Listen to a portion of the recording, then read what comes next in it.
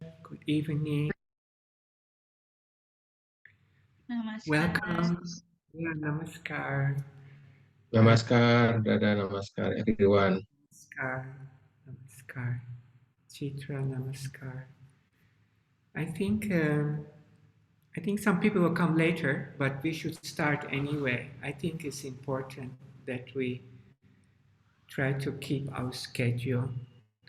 Today is our seventh study circle workshop, and today's topic is the digestive system. But I was thinking we first review a little bit about what we have been talking about so far and how it applies to asanas, Baba's asanas. And last week we talked about respiration, about the breathing system. And I do not know how you feel, but when I read about this and the science of breathing and how important breathing is for the nerves, for the glands, for the digestion, for the blood circulation, for the lymph, then you can understand why in yoga we practice all kinds of different breathing techniques to uh, balance our body. And so breathing is a very powerful way to affect the whole body.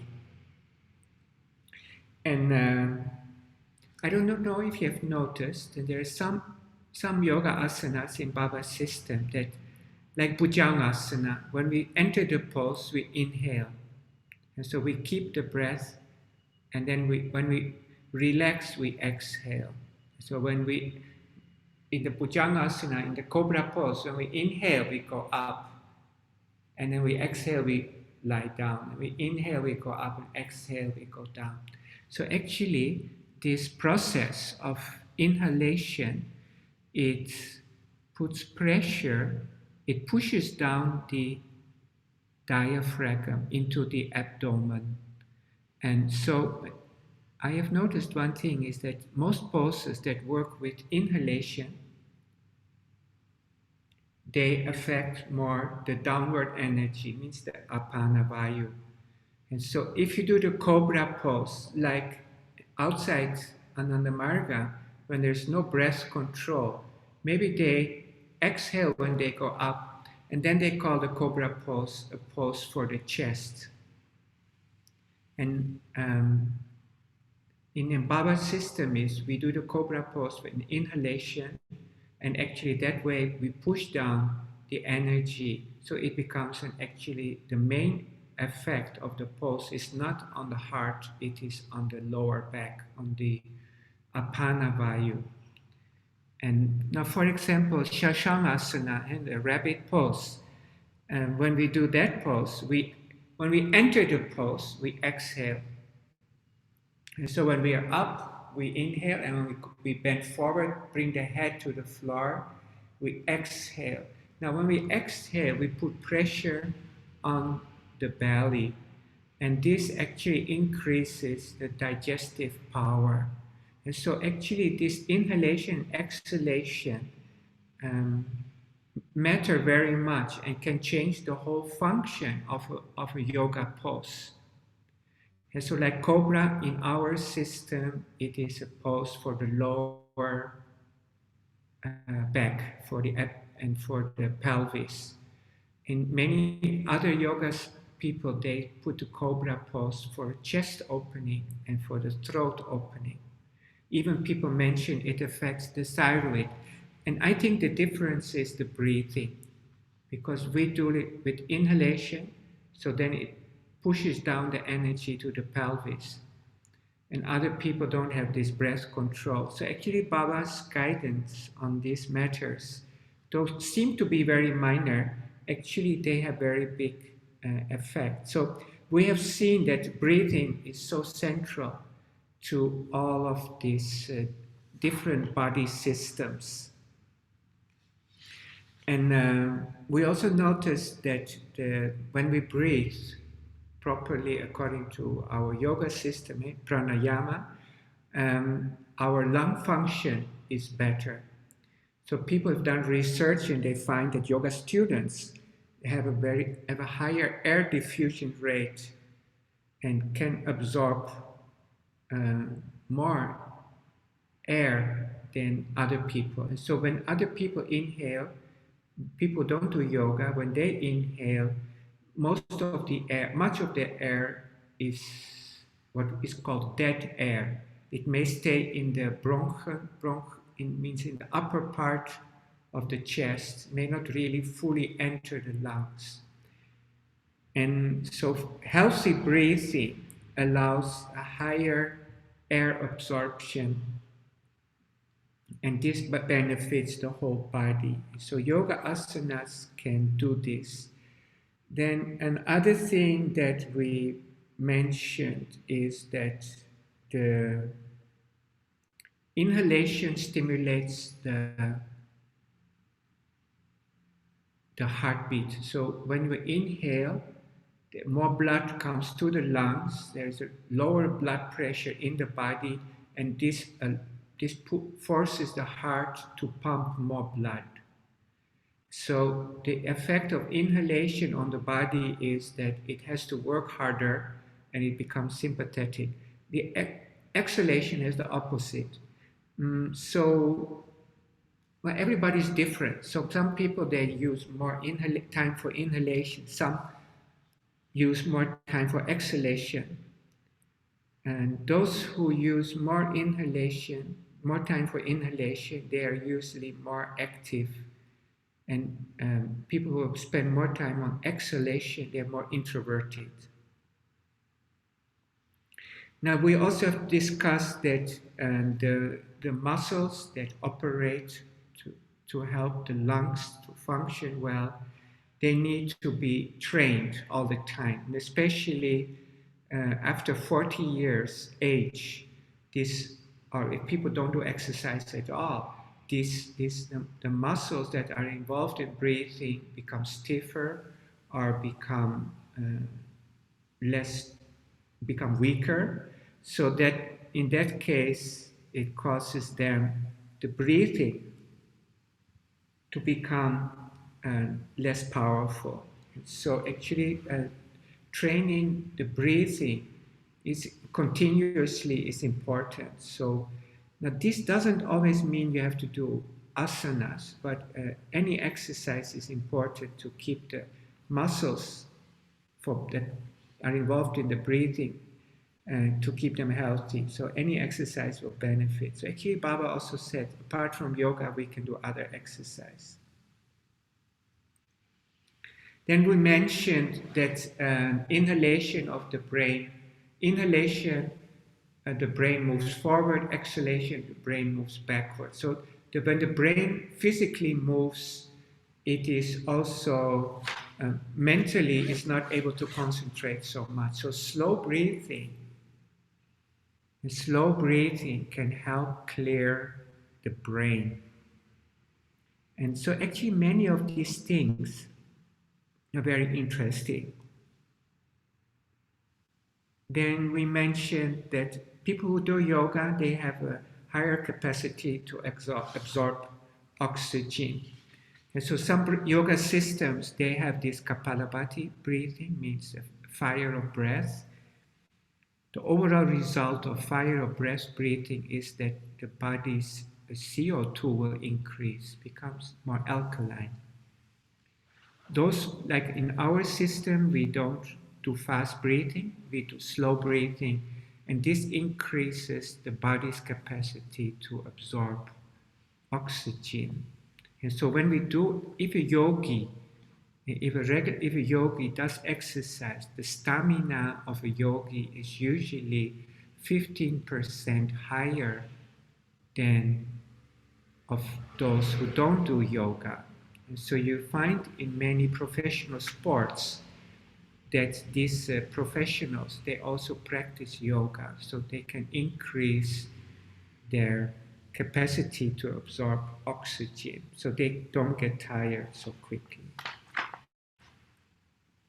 And then we mentioned the left brain and right brain, left nostril, right nostril breathing. And I think these are very important points for all of us to keep in mind that how important just good breathing is.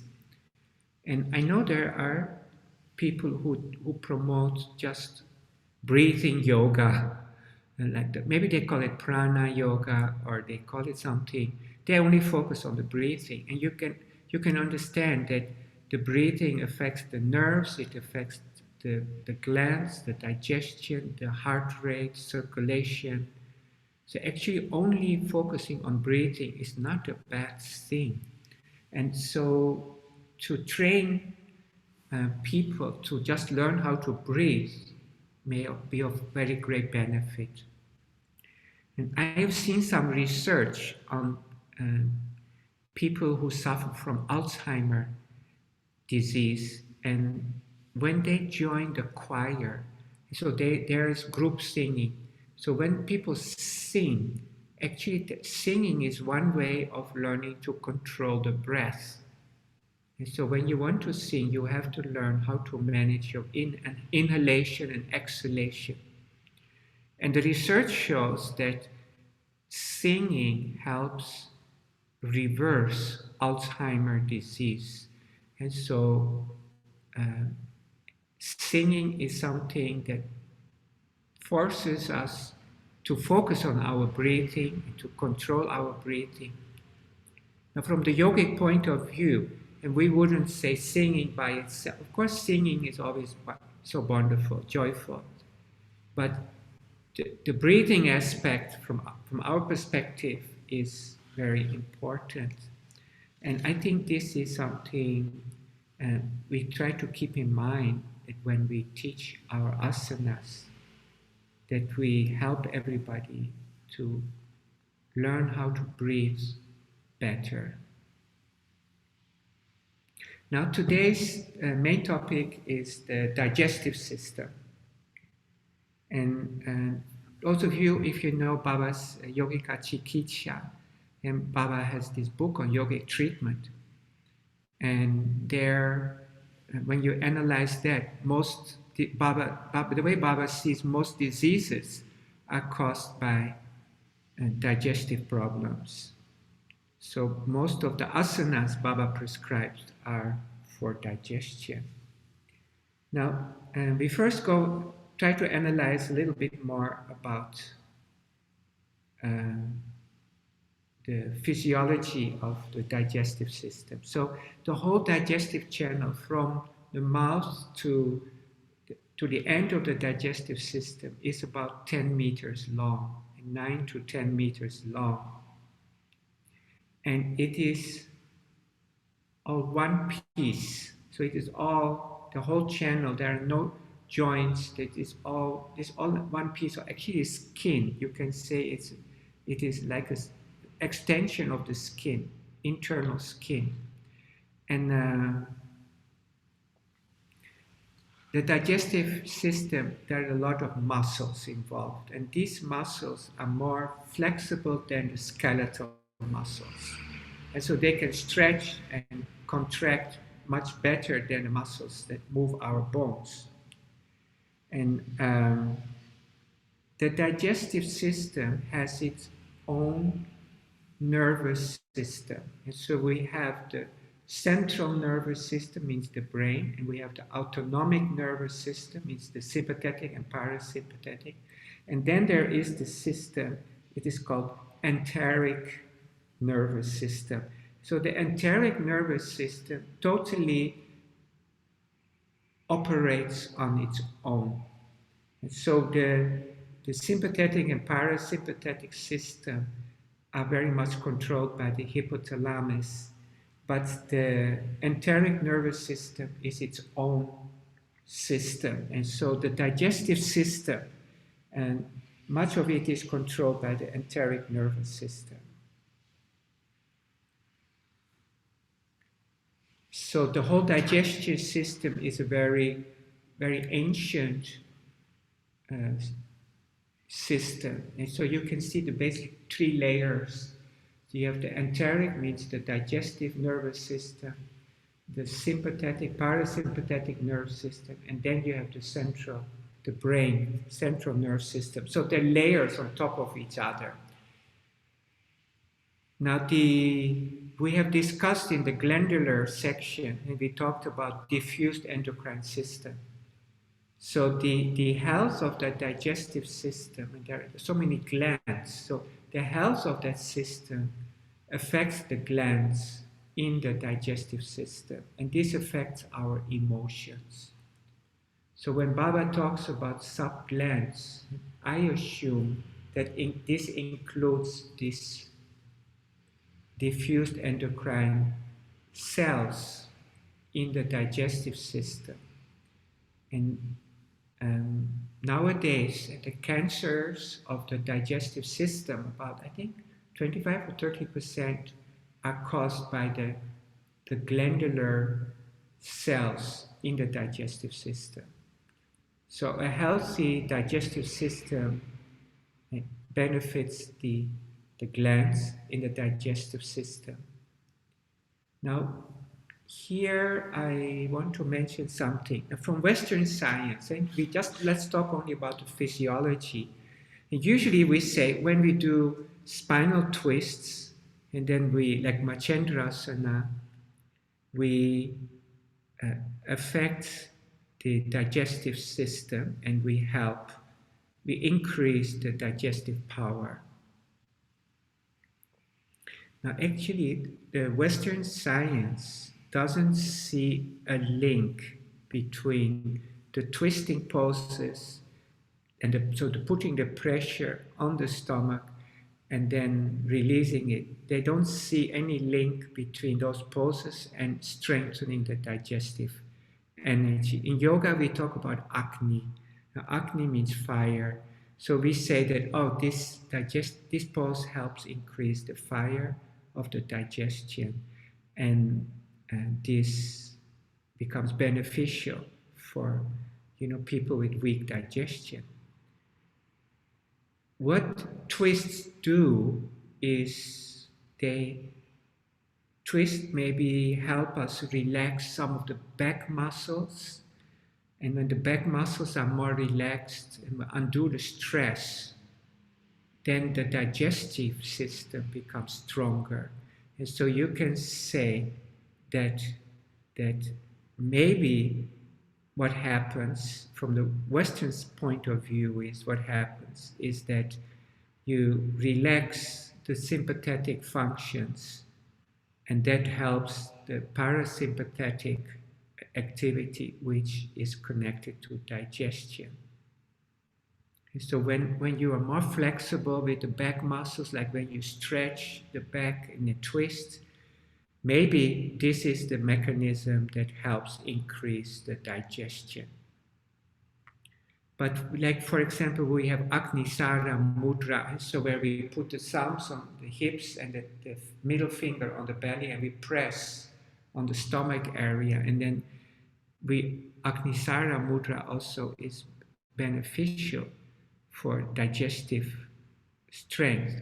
So maybe this Western science is not yet aware, or maybe it is something that happens on the energetic level, means on the prana level.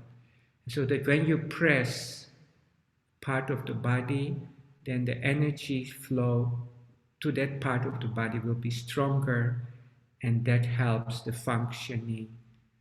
But on the physiological level, Western science doesn't see that twisting by itself can benefit the digestion. Now,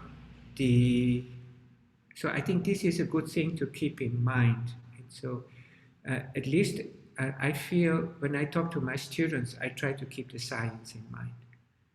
So I cannot claim, oh, because in yoga everybody says this, so I also say that. I feel I have to still go with the facts. And I think this is something Baba wants. And Baba wants that we use modern science to explain these yoga practices.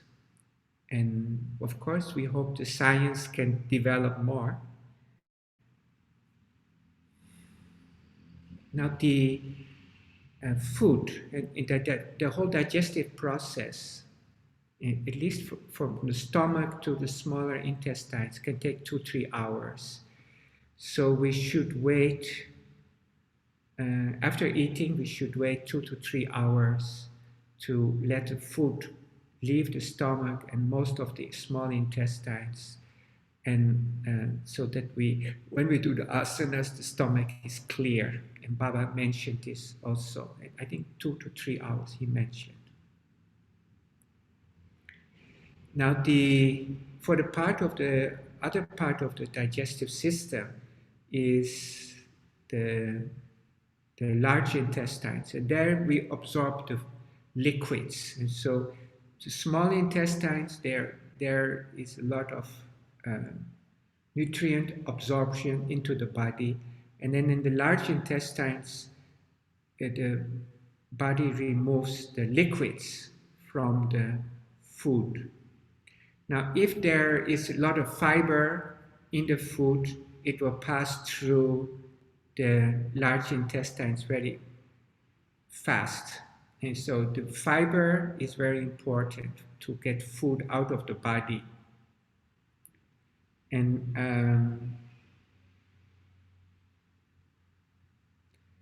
so this whole digestive process takes 7 to 10 liters.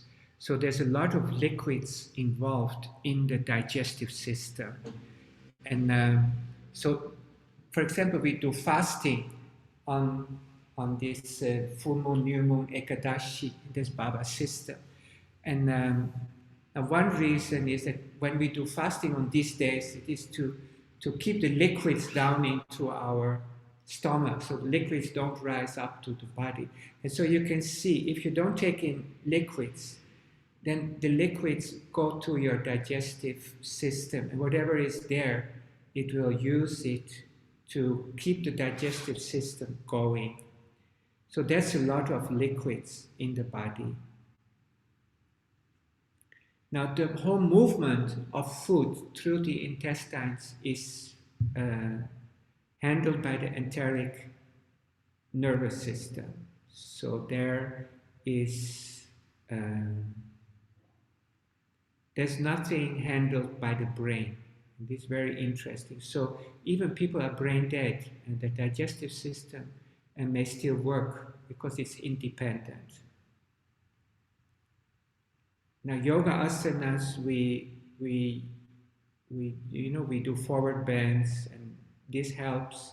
Ukepa mudra. If you notice that in Yogika Chikitsa, for every disease, Baba uses Ukepa mudra, so to help the cleaning of the large intestines. And another part of the intestines is the supporting digestive organs. So, for example, the pancreas. And the pancreas secretes enzymes into the small intestines that can digest almost any food. And it also is important for the alkaline acid level, and so it can help balance the pH of the body. So the pancreas. Now this is another thing. In yoga we say when we do the Macendrasana, the pancreas will be healthier. And this is what we learn. Again, Western physiology is not yet there, so I think we keep our eyes open. Then the biggest problem that blocks the digestive system is stress. And so when there is stress, the whole digestive system slows down, and the absorption of nutrients is less, or comes even to a halt, and acidity increases. And this can lead to heartburn. So stress is a big issue for the digestive health. And so we usually, and like Baba says, after lunch, rest a while. After dinner, walk a mile. And just after lunch, take some rest, let the digestive system do its job. And so our body can be healthy and we can function well. And in the evening, go for slight exercise because already the sympathetic nerves become more relaxed usually. And so the parasympathetic system and, can do its job. And so the stress is a big issue. And stress also affects our eating patterns. And so if somebody is under much stress, then maybe they like to eat more carbohydrates in the form of bread or pasta. And this then gives serotonin, means you feel more relaxed. And then, so some people, they become addicted to this, eating of carbohydrates to feel good. And now in yoga, we try to produce serotonin through our kirtan, our sadhana, our meditation. And but I remember one time Baba was on an airplane, and I heard this story that there was a man, and he was from Greece, and he was speaking very highly about his how he enjoyed life, and he was talking about his eating and drinking and having friends and all that. So he was singing a song about this, and then they asked Baba, "What do you think about this song?" And these dadas were there with Baba, and then Baba said, "I would like to add some more lines, few more lines."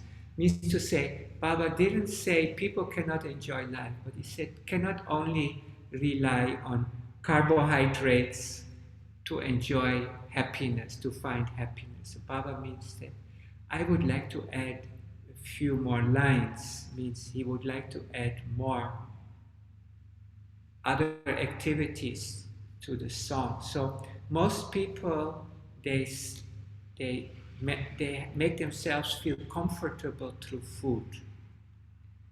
And now Baba's idea is that we can get this much deeper joy, not from food, but from our own yoga practice and our meditation. And now the last part about the digestive system is about the pancreas. And the pancreas, apart from the enzymes that help balance the pH or help the digestive process, there also is insulin. And the insulin is important to keep the sugar level of the body stable. And so in the case of diabetes, maybe there is the pancreas secretion of insulin is not high enough, and so mostly due to stress, sugar levels may rise. So the insulin is not strong enough, and then the people get high sugar levels, and this affects the whole body's functioning.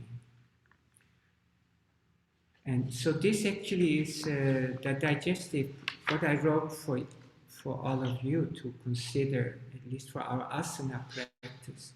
I think there's much more to add to it, but I think for now, these are the main things I was thinking to share about the digestive process.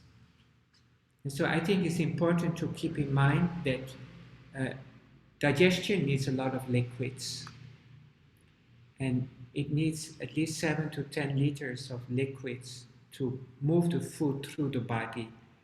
And most of these liquids are recycled. And so in the large intestines, these liquids are reabsorbed by the body. I think in a day there is about a loss of half a liter or 1 liter of liquids. Of course, it depends on the size of the person. And so, sometimes, I see these people say, oh, you have to drink 5,000 cc a day. Maybe in the summertime when you sweat a lot and to keep the body temperature in balance. But for the digestive system, you need at least a minimum of 500 cc to 1000 cc a day. So if you don't sweat that much, but to keep the digestive system going, 1000 cc would be sufficient to maintain the body's digestive liquids balance. I see some dadas, they very much promote that drink more water. And Baba also, of course, said in Yogika Chikitsa. I think it also depends on the person and on the climate where the person lives and the level of exercise, movement. Okay, so this is one part, the liquids in the body, and then we have talked about the movement and the strength of the muscles in the abdomen affect very much the digestive process. And then we have looked at the nerve system, which is independent from all the other nerve systems, the enteric nerve system. So the digestive nerve system will operate even if a person is brain dead. And so it can still pass food through the whole system. But again, muscle health is important. And so we have seen that with the breathing, that muscles are important. And we have seen it now with the digestive system. So this doing more asanas and little bit strenuous asanas and strong breathing, these are all beneficial to keep our muscles healthy and energetic. I'm wondering, anybody, anything to share or add or ask about this part of the topic for today? Dada, can I share something? Sure, welcome. So I think many of us aware this is probably related to our digest system. I have experienced having GERD, GERD, GERD. So this was happening back maybe like few years ago, when my stress level increased up and this GERD coming. So I went to few doctors, but it did not help much until finally somebody told me to visit one of this doctor. He's a very senior doctor, and I did visited him, and finally it helped. He gave me some medicine, and he told me that I have to take this medicine for the rest of my life. Oh. This he's very senior, and it's very hard, very challenging for me to make appointment. So most of the time I miss. So and end up that I didn't have any medicine at all. It's they are running out. So for few months I didn't take medicine, and at the same time I started doing the meditation. Didi Hari was introducing me with the meditation. That was I think in 2020, and this GERD is never come back since then. So I've been telling people when they ask me, I told them that looks like meditation been helping me from God. Uh, so um, um, is from science perspective, is that make sense? Uh, I concluded myself that I think this meditation been helping me overcome this girl. You know, Kartikeya, I'm not a doctor, okay? But from what I understand, it is the stress that that affects the digestive process very much. So meditation helps you balance, handle your stress better, and so your I body think so. I think so. Yeah, yeah. because the if your sympathetic nerve system is is dominant, then the digestive process becomes weaker, and you cannot absorb food, and because the energy is in the sympathetic, means the nerves of the muscles are active, not the part of the digestive process. So I think I think meditation is the number one. It helped calm down I think, our yeah, mind. Yeah, our trust. Yeah, yeah. You're right. it's Mm. very interesting. So you started meditation only 3 years ago. 3 years ago, yeah. Oh wow, They have been helping me. Yeah. One of my interesting. friend, he was in Madrid, and he gave me the number, and then I called the number, and apparently, Didi, Didi Hari. Wow, Yeah. amazing. Well, that's very And wonderful. and one thing, uh, one of my coworker, few months ago, she told me that he been consulted few doctors, yeah, here in Indonesia as well in Singapore and Malaysia as well. All those doctors concluded that most likely she has a cancer, Wow, breast cancer. wow. So, so I told her that one of the thing is you need to be positive, something like that. So and then to help maybe to clear your mind, probably try a meditation. Yeah, So she's a Muslim. You know, here in Indonesia, yeah, not all people think meditation or is a something, is a common thing. Like in Western people now, I think meditation is not a religion thing. It's something that is good for all of us, right? I mean, because here in Indonesia, maybe people thinking meditation is a religion thing. So I need to be careful with her. So, but eventually, she take my suggestion. He started doing meditation, wow. but I really didn't uh, really introduce her with things what we've been learning here at Ananda Marga. Yeah, so I just told her that you can just go to YouTube and pick whatever meditation that you like. Just follow it. So I think she did just go through YouTube and then follow whatever that she like it, and now she feels that it it helped her. Right. Uh, the question I have is, how should I start that?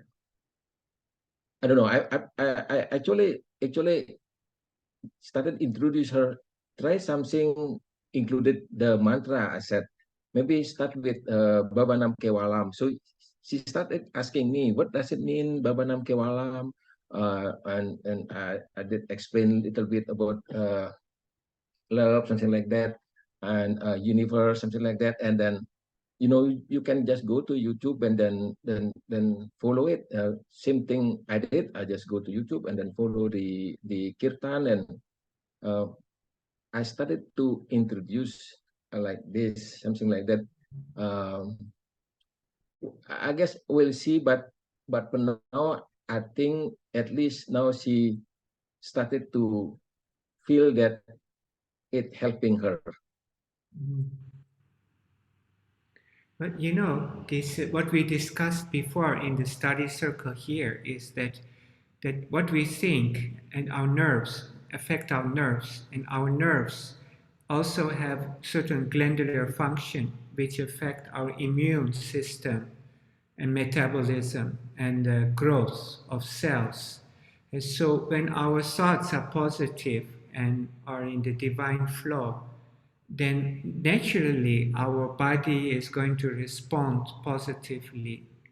And everybody has cancer cells all the time.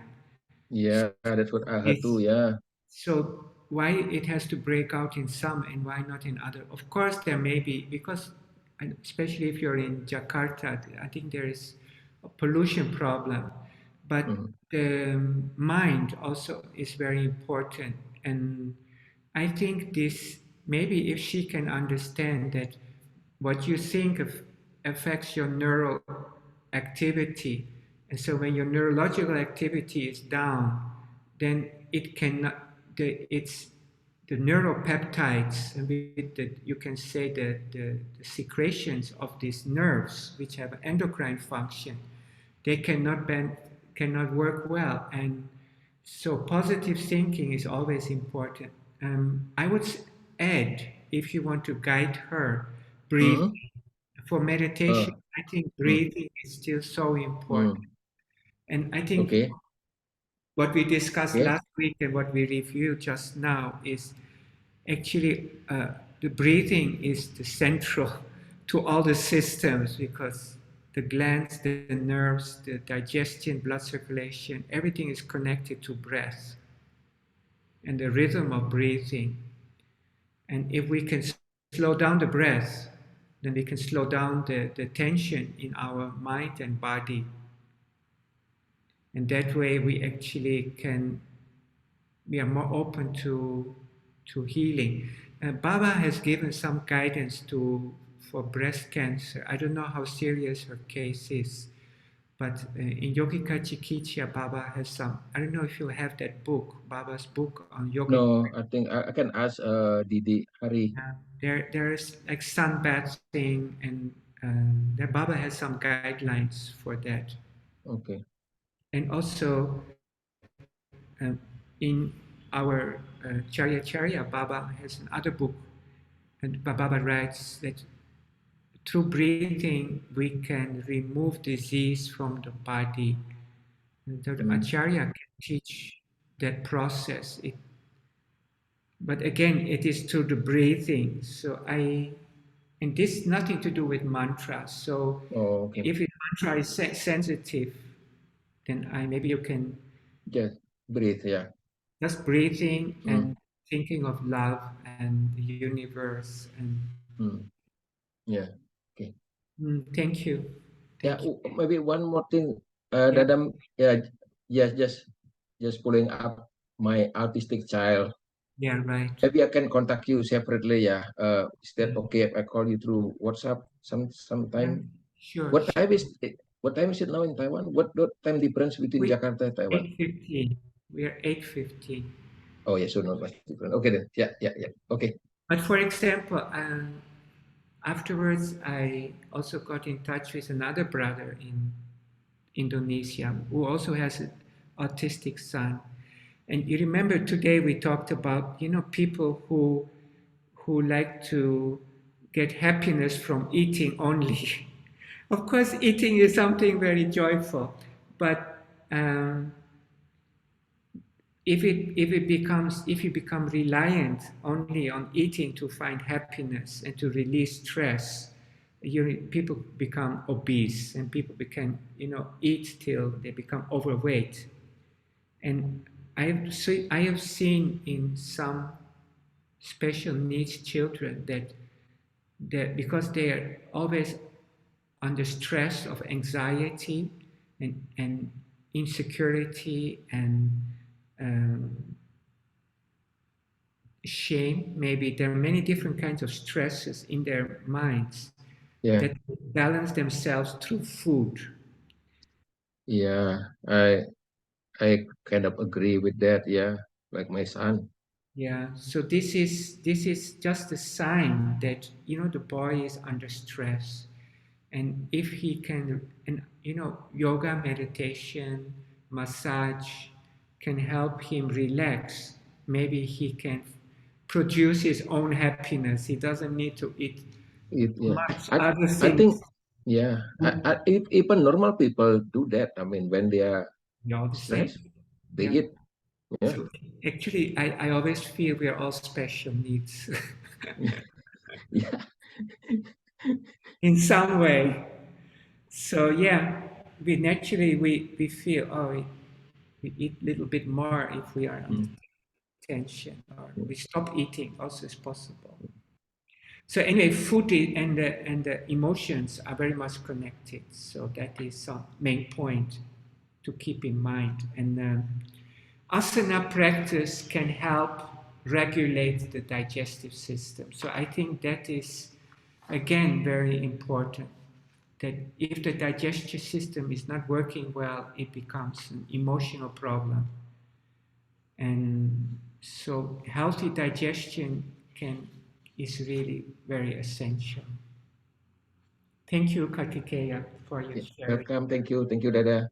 Anybody else has something to share about this, the digestive system? And for some of you who came later, we mentioned in this chapter on the digestive system that it operates mostly with its independent nerve system. It's called the enteric nerve system, enteric. And so we have, that is probably the oldest nerve system in evolution. And after that, we got the autonomic nerve system, and then we have the central nerve system, the brain. So there are different layers in through evolution. We build up these different layers, and the enteric nerve system uh, can even function when there's no brain function. And then we mentioned that. For the whole the digestive tract is about 9 to 10 meters long from mouth to anus. So it needs a lot of liquids, 7 to 10 liters, but most of those liquids will be recycled. And so to actually keep the body's digestive liquids positive means there should be no shortage. We need to drink about 500 cc to 1000 cc a day, according to Western science. And Baba likes we drink more water, but I think all of that again depends on weather and all that.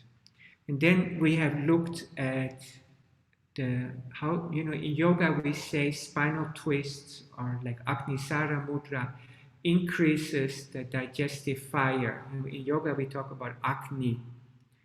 And Western science doesn't see the connection.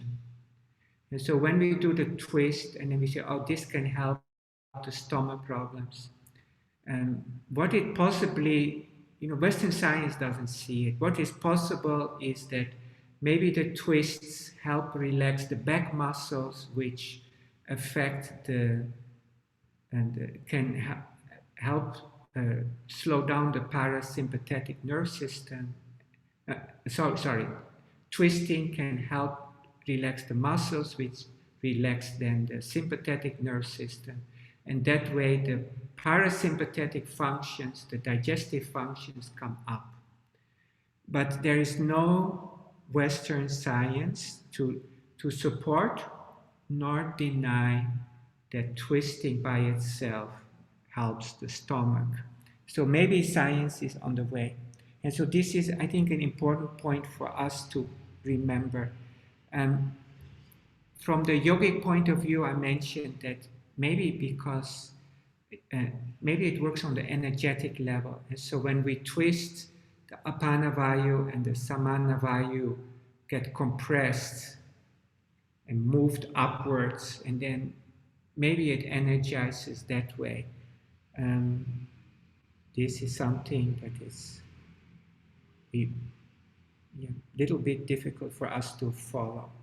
And then we talked about the movement of the food through the digestive channel. general movement is and muscle strength of the peristaltic movement. It depends on exercise. So our asanas and our general exercise is important. So to keep the core strength up, and so all the muscles in the whole body get more involved, and that way we can promote better digestion. And again, same for breathing. And we notice that if the muscle become weak, our breathing becomes affected. Now the digestion is the same. And so we mentioned already here about stress. And so these people who suffer from stress easily get problems with insulin levels, and this can cause diabetes. All right, nice. This is the topic for today on the science of asanas. And next week we'll do the immune system. Actually, the immune system, I'll have to add some more things. Okay, so we go to our vrittis and yoga psychology. So last week I asked you to find the triangle for different vrittis. So let's say a person from childhood has insecurity, means in the second chakra, what we would call avishvasa. And so in the second chakra, a person is insecure, and this can translate to problems at the third chakra. Maybe it can become fear. And third chakra, we have bhaya.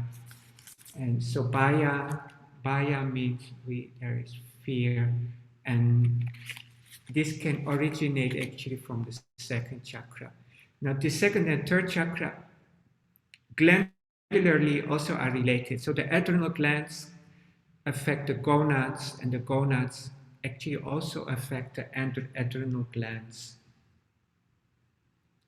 Now, and this again can create a problem at the heart chakra for chinta. And I think we mentioned this example last week. And so a person who is at the second chakra unbalanced, maybe that will even affect up to the fourth chakra. And now so every time we say we have to do the asanas and practice our breathing, and to help to go through this. I was thinking today we focus on another aspect of the vrittis, and that's karma. It means our samskaras. And I think in the past we have discussed before that trauma, and that we have inborn samskaras, and we have acquired samskaras and imposed samskaras. And this is Baba's system. Acquired, inborn samskaras means that this is from our own past life. And so let's say whatever I did in my past life affects me in this life. This means inborn. I carry that with my own karma. Now acquired means my actions in this life create samskaras, and these samskaras will affect me in my future probably. And then you have imposed. Now imposed samskara is, for example, I was born in the Netherlands, so I have this Dutch environment, and I was born in my family, so that family has its own culture and its own samskaras, and these become my samskaras. Now, as part of the imposed samskaras, I wanted to share with you that, for example, in a family, if a grandmother has suffered trauma, then this trauma can be carried on through the mother to the grandchild. And so trauma can be traced back. this is Western science, can be traced back to 3 generations. And this is based on the biochemical situation. And so, for example, if the grandmother suffered, then that trauma changed the biochemical condition of her body. And then when she gives birth to the mother, that means her child, that biochemical imbalance can be found in the eggs the mother already has in the body, and will use these eggs to produce her offspring. And so the 3rd generation carries on the grandmother's trauma. And so this, in the Ayurveda, people say that if you want to give birth, you have to do a lot of chanting, meditation, observe clean diet for at least 2 years, and to try to break this family trauma, from this family karma. And I don't know if you have noticed, but whenever you read about some gurus in India, they will talk about this guru, this great guru, is the son of a father and mother who are come from families where they always were doing spiritual practices. And these spiritual practices, sometimes they write 4 or 5 generations of in that family where people have been doing meditation or vegetarian diet. And so just as family karma can be negative, it also can be positive.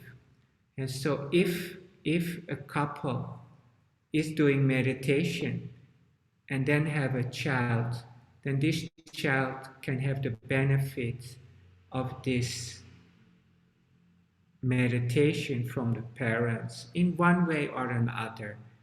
Okay, so like in my case, I've seen our daughter, she maintains a sentient lifestyle.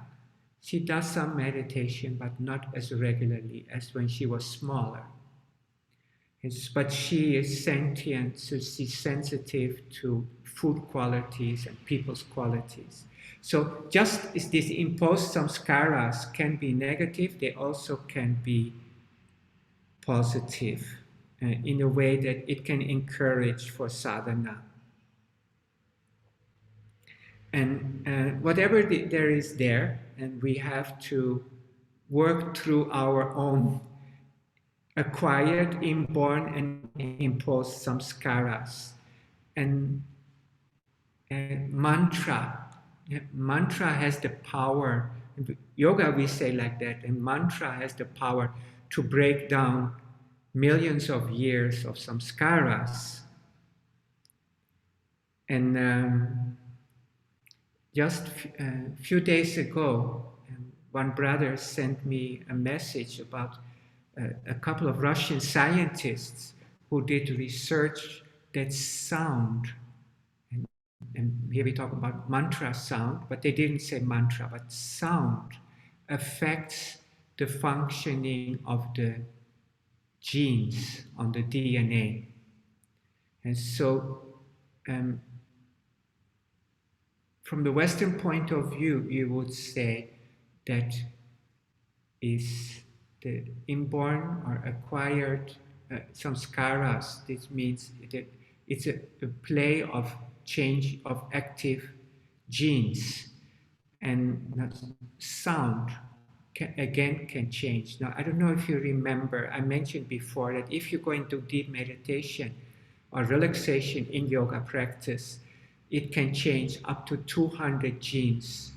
And most of the changes that these genetic functions, and most of these 200 changes are positive, means they help digestion, they help nerve function, they help growth of cells. And so the sound, and that, like in yoga we say, or the mantra can change millions of years of samskaras. And in Western science, we learn that the sound can change the genetic function. And so this is supported by Western science. And I think for us to keep this in mind is, like Kartikeya mentioned, this Muslim friend who is maybe sensitive to mantras, maybe feel scared or will react. And if we can add the sound, the power will be, of course, the effect will be much more powerful. Now,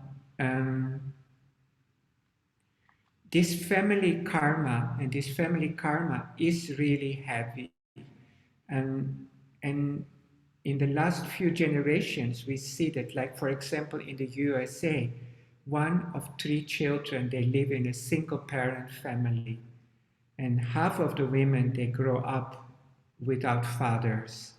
And so this, especially daughters who live in this kind of environment, research shows it affects them, their sense of security very much. And if their home is a fatherless home, they may very well repeat the same pattern in their own life. And so because they feel that as a female or as a child, the father left the home, they feel they lack the love, they feel they're abandoned, and this will uh, affect how they choose their husbands, and they feel they do not deserve a good husband. They deserve, just like their father abandoned them, they feel that they also deserve a man who will abandon them again. And so this kind of pattern is actually very destructive, and um, it is a heavy burden for children. And so a spiritual path, and I've been doing education for 25 years here in Taiwan, and still I give training, but every time when we talk about these destructive patterns, the only way I see you can overcome these destructive patterns is through a spiritual connection. And so if children from a young age can find a spiritual connection, they can slowly get beyond these negative patterns from their family situations. And now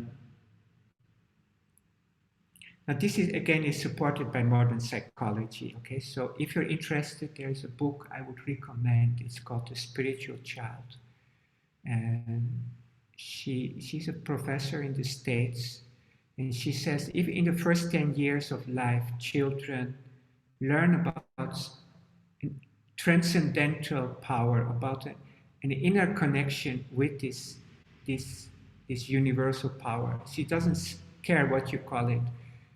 And she says, if the first 10 years children have this opportunity, in the second 10 years, their lives will be much more balanced and develop more smoothly. And like what Baba says about teenagers, if they meet, they get in touch with Paramapurusha, Supreme Consciousness, during their teenager years, life will develop well.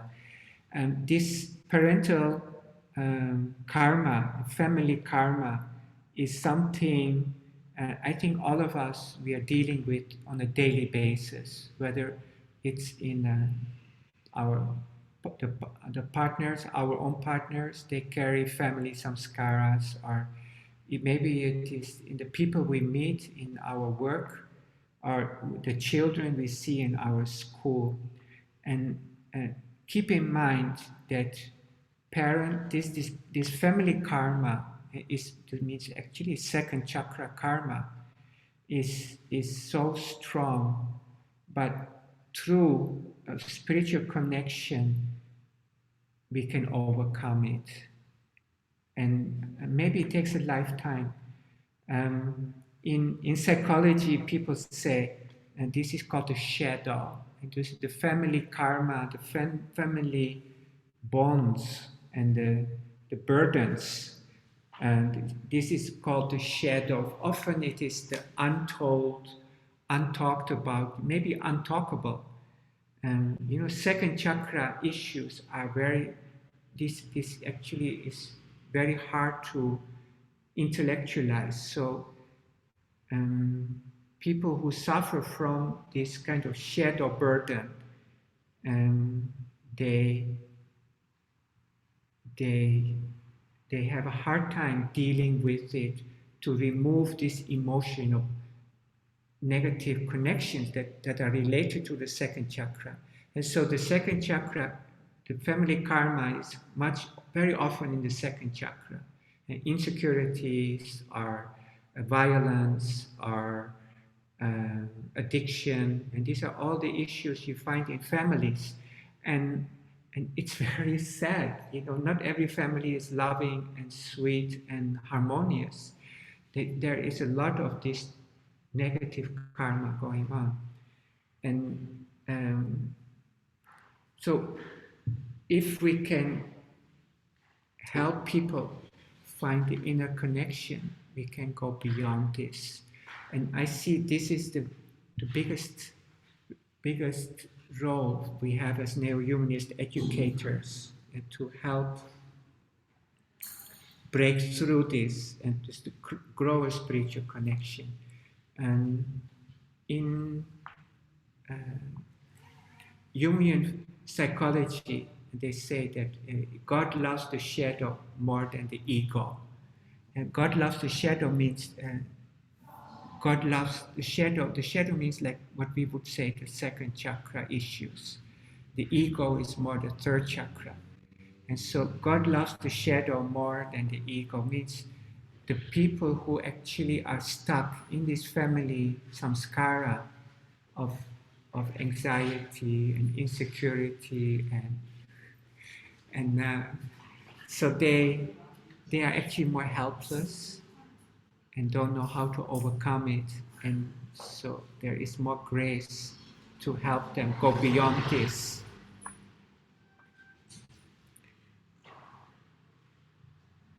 And another aspect we have in our practices, we do this bath mantra.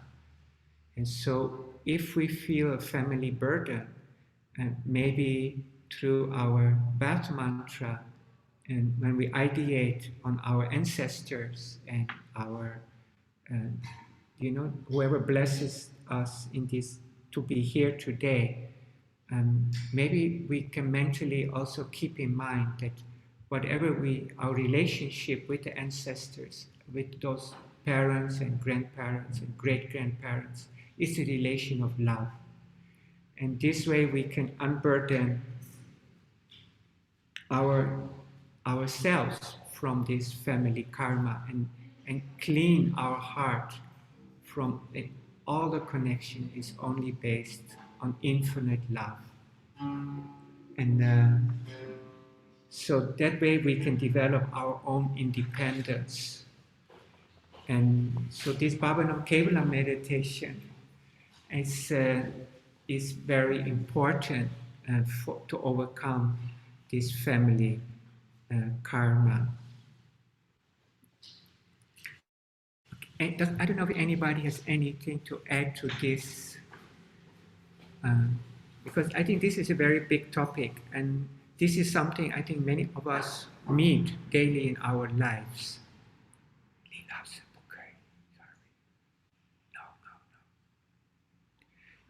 So if you have any comments or any you want to share or add, it's like I know Didi Ananda Raga is here. So she works a lot with children who are refugees, and there is a lot of trauma, I'm sure, she meets in these children.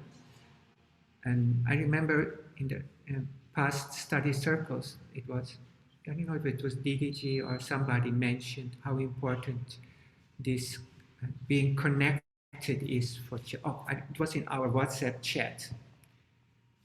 And so the second chakra, balance, means healthy. Second chakra is you feel connected, you feel supported. And an unhealthy situation is when that connection is is violated. And so it is a second chakra issue, but it can be carried on from our parents. And I think as adults, and we, especially like we are yogis, and some of us very sincere yogis, and sometimes we wonder, why do we carry still certain mental activities? And maybe sometimes we blame ourselves and we feel, oh, what's wrong with my mind? My mind still has this or that thought. Why it is still there? How did how did I not overcome this kind of emotion or this kind of uh, thinking? And then I think, well, we carry with us not just our own samskaras, we carry samskaras from our family, from our society, and this all may affect how we operate till today, in spite of maybe decades of meditation. And so, but again, the mantra power, so we have talked about this from the scientific point of view, that science shows that sound can change the genetic function. And from the spiritual point of view, we say the mantra can undo millions of years of samskara. So I feel Baba's Panchajanya program and Avata Kirtan, and chanting before when you wake up and chanting before you go to sleep, and these are is very beneficial. Even in the daytime we have no time. And so this is about karma. Anybody, anything to share about this?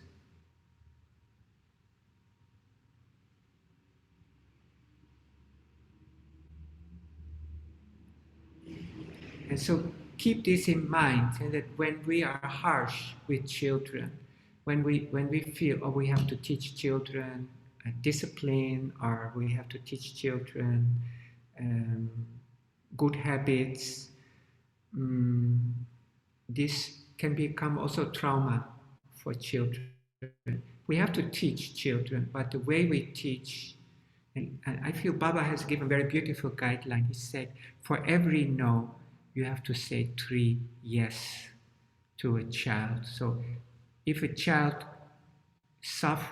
does something which you feel is wrong, and we have to say no.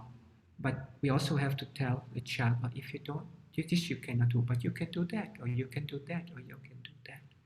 So 1 no, 3 yeses. I think this is a very beautiful approach to discipline. And so parenting can not only be very harsh, and we also should avoid yelling at a child. It creates low self-esteem, anxiety, and maybe increases aggression.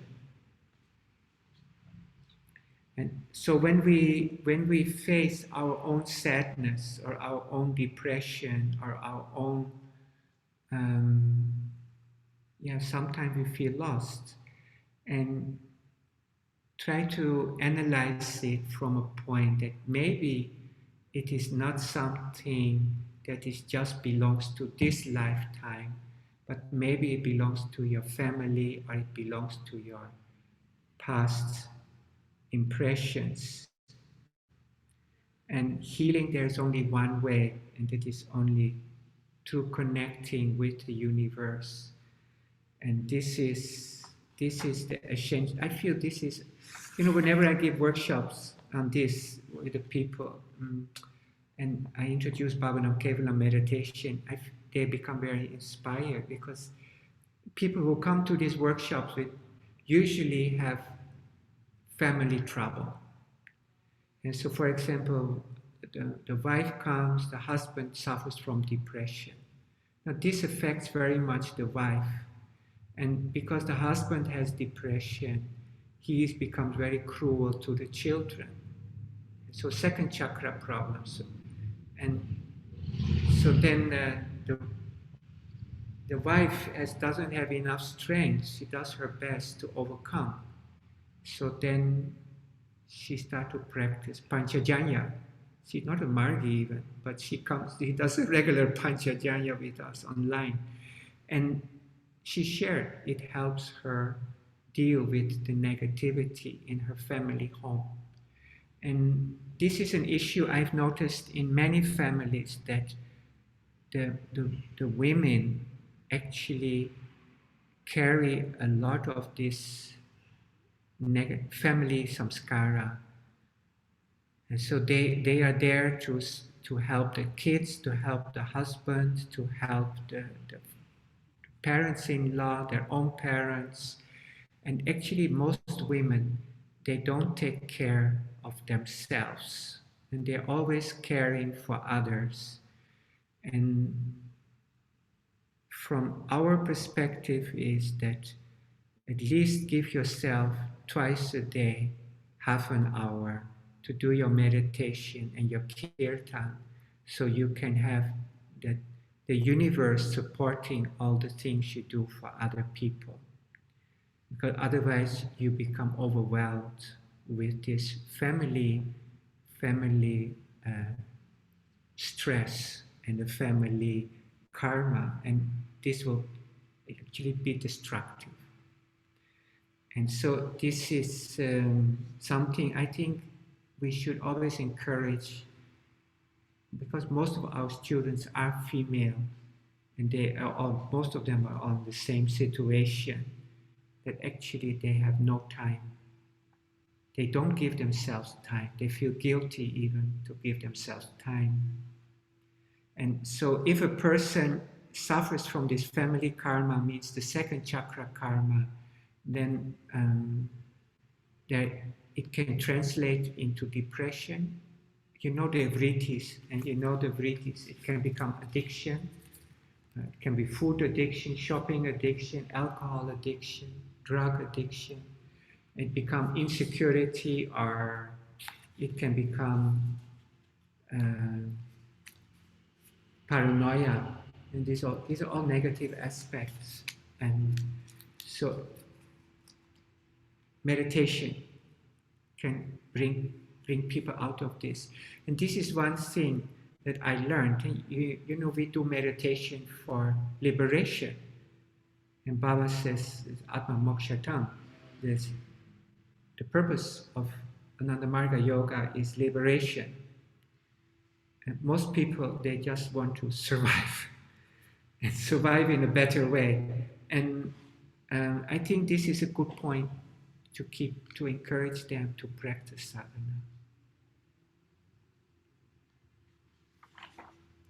Now, and this is another thing that I learned very much with our vrittis, the vritti cards, and we have 50 cards, and then we every chakra we learn about the vrittis, and we learn that different stages we have different forms of depression, and sometimes we are between chakras. And so let's say you're not happy with your third chakra situation, you want to move to your forward, but you don't know the next step. Now, in our analysis, if you move out of your career and your ambition, and you want to go beyond your ambition, you don't give up your work, but you want to do more, then you have to spend more time on the fourth chakra element. Means you have to live for an ideal.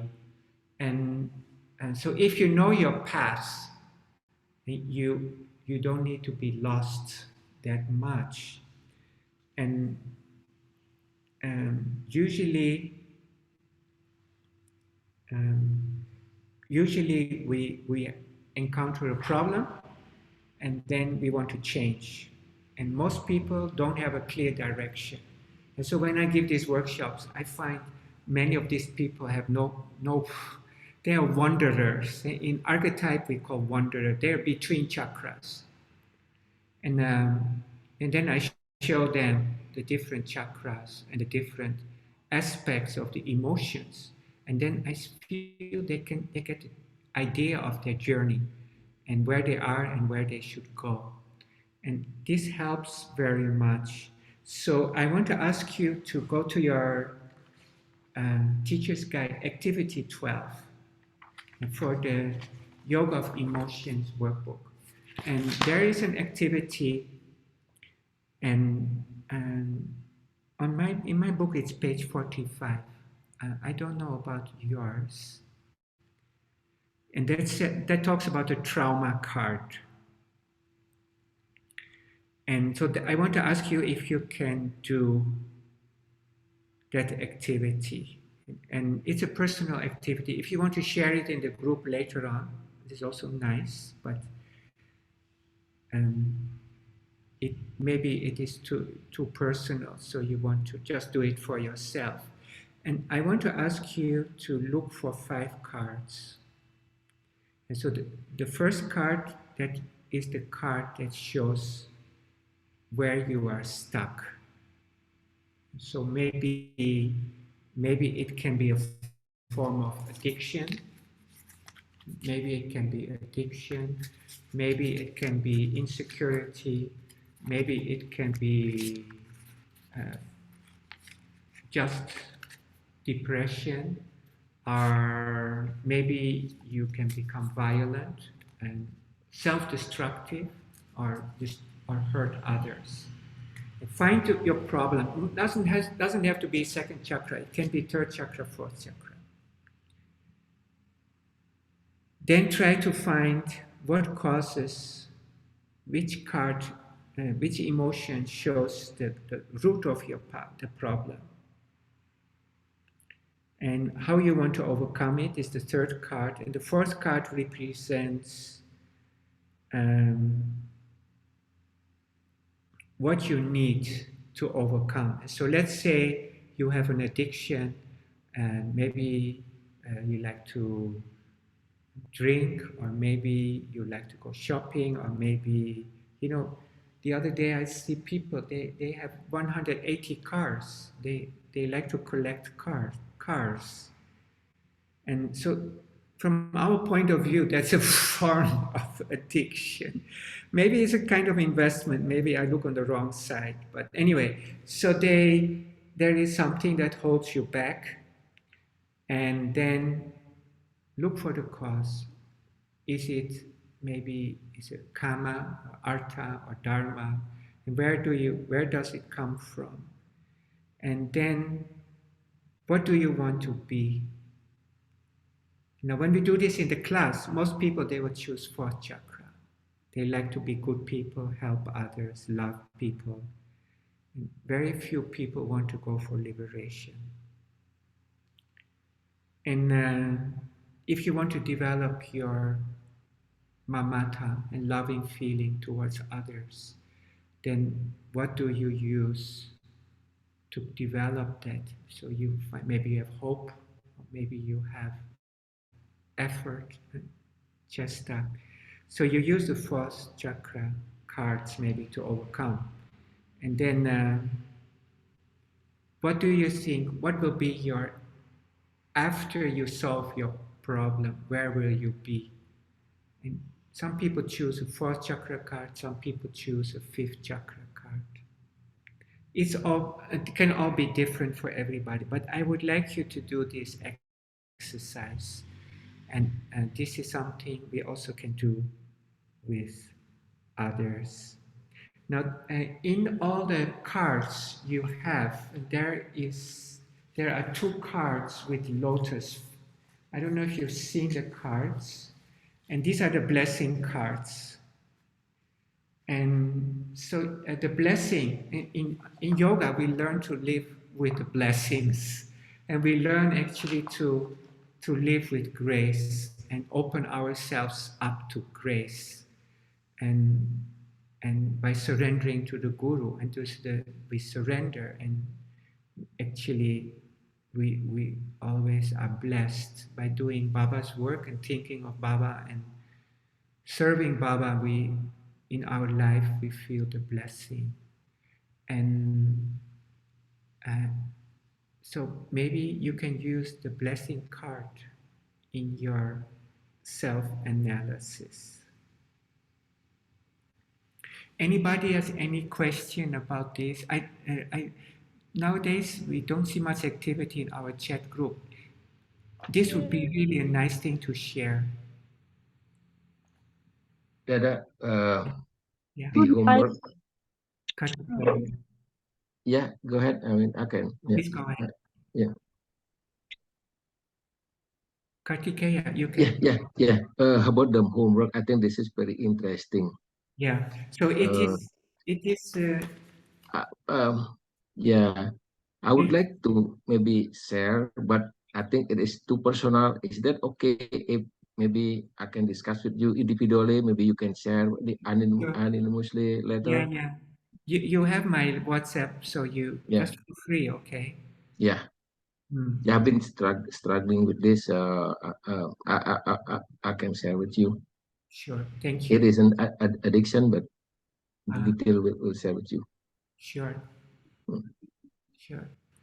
Okay. So if Didi Anandarago is asking if we can repeat the activity. So the activity is like this. We are because today we talked about.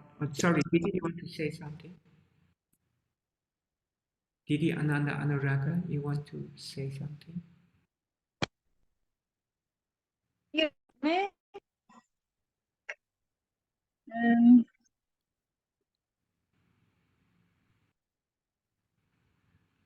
I Cannot hear you. I Uh, can't make my voice. yeah.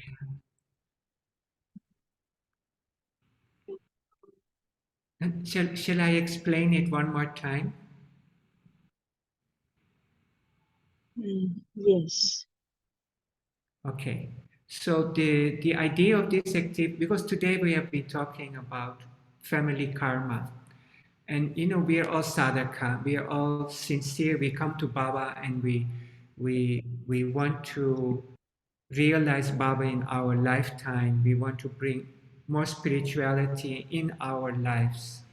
And especially for those of us who have been doing sadhana for a long time, sometimes we get frustrated and we are thinking, why do I still have this kind of thoughts? Why do I still have this kind of habits or um, emotions? And so Baba says we have inborn samskara, acquired and imposed samskara. So this especially family samskaras, they affect very much our second chakra. So, but the the activity I want to share with you is not only second chakra. It can be maybe third chakra. Maybe there's hatred. Maybe there's jealousy, or maybe fourth chakra. Maybe it is about vanity, or it's about selfishness, or anyway, we ask the participants to choose one card that represents a crisis in our personal lives, okay? Then we try to find what is the root. Where does this come from? What kind of riti causes that? So maybe it's karma, and maybe it's a physical, we need more physical, they have desire for physical security. Maybe it is a kind of intellectual hunger that we always need to study and study to know. So maybe we can find out what is from the vritti side, what is the cause? And maybe we can, in our own analysis, we can see, hey, maybe this comes from another influence in our life. Now, the third card shows you um, what is your wish. And so many times, and I find in our workshops, is that people just want to get rid of their negative behavior, but they don't have a clear idea of what they want to be. And so they don't really ideate on a positive quality. They are just, see, I don't want to be this, I don't want to be that, like that. And so this here, the third card shows what is your wish. Now the fourth card is what can help you fulfill this wish. And so let's say somebody wants to overcome anger and maybe then wants to develop more mamata, more loving behavior, more compassionate behavior. Or maybe somebody is greedy and wants to develop more viveka, means conscience. And so we've tried to find within our 50 vrittis what can help us develop the qualities that we want. So what is, and the fifth card is the end.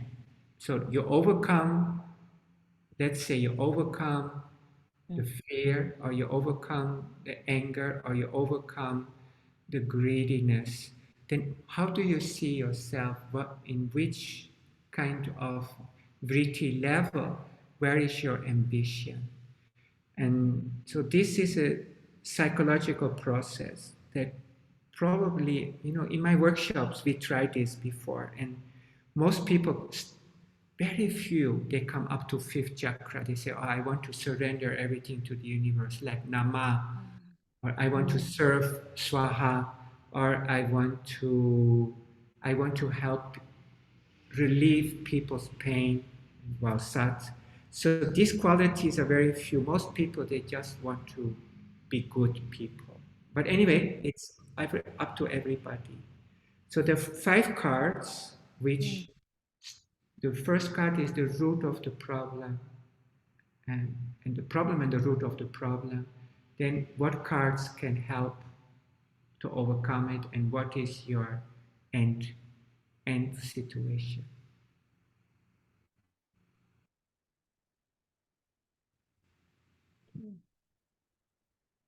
So this becomes like a journey. So we can analyze ourselves, and we can show our path.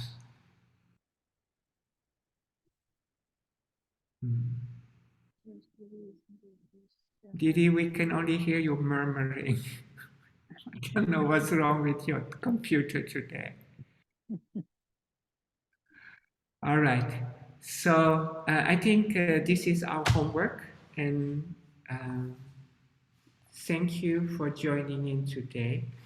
And then um, we continue next week. If you are interested, or you want to share with others, or you want to do this with your friends and share it, or you can share it impersonally. It will be nice. It's always nice to see how you look at things. And anybody, any questions about this?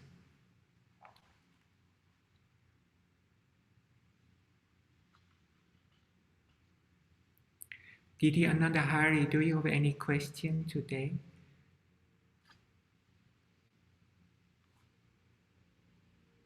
Didi Suweda, she is busy today. She could not join. Chitra, do you want to say anything? Is there anything you want to share?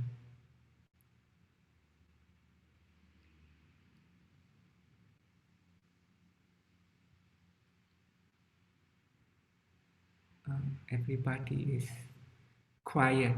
All right, so then our program for today is up to here, and I look forward to see you. Hi, anybody? So I hope to see you next week.